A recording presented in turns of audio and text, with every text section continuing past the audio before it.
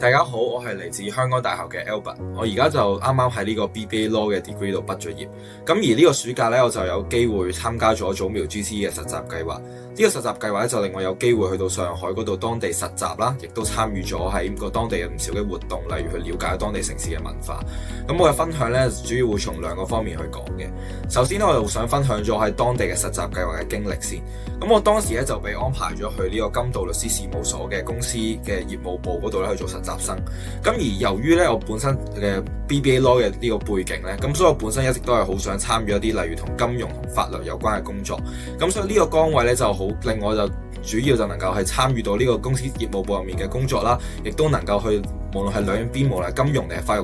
律都可以有唔同嘅了解。咁而喺呢一度咧，其實因為當時我接觸到嘅工作就包括有啲可能 mergers and acquisition 啊，咁所以我有啲可能喺香港平時比較難接觸嘅工作嘅類型咧，我都有見到。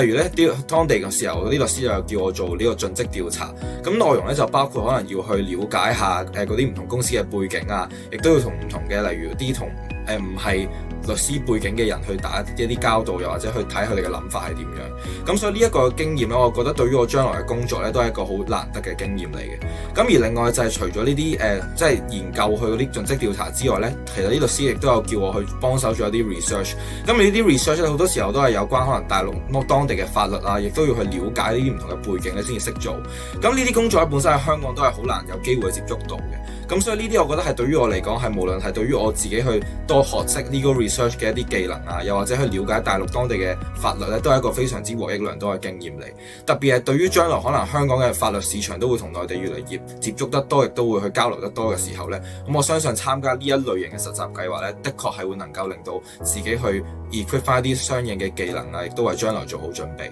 咁而除咗實習計劃之外，第二部分我想分享嘅就係我喺當地嘅生活啦。當地嘅生活咧，其實係因為我自己嘅感覺就係佢雖然係上海係一個內地嘅城市啦，但係實際上嘅感受佢都係同香港冇乜分別，都係非常之現代化，亦都有好多唔同文化交流嘅機會。咁就例如我自己做嘢嗰度咧，就係叫 IAPM。咁 IAPM 本身咧，其實我覺得就同香港嘅 IFC 好類似，但係唔同嘅係咧，除咗佢有可能有唔同中西文化交流嘅，或者嗰啲唔同嘅店鋪之外咧，我覺得當地其實都有做一啲可能同自己本身文化特色有關嘅嘢。例如上海其實我哋係當時就去探索過一啲唔同嘅地方啦，無論係豫園啊，又或者可能係外灘等嘅地方咧，佢除咗有保留自己嘅特色之外，都有嘗試去做到一啲唔同嘅啲文化嘅活動啊。我哋去豫園亦都好多見到一啲同中國可能歷史啊，又或者同嗰啲即係豫園當地一啲本身獨有嘅文化特色等等。咁所以我覺得呢一個實習計劃除咗令我係有機會去即係做一啲法律相關嘅工作啊，